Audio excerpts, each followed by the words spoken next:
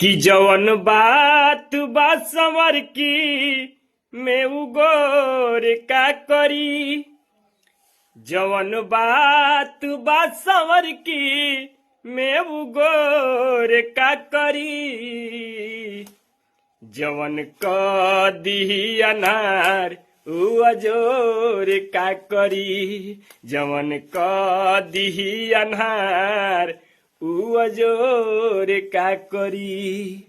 जवन बात बा संवर की मैं उगोर का करी।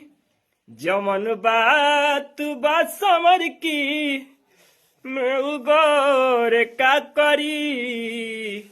जवन क दिही अन्हार उ अजोर का करी।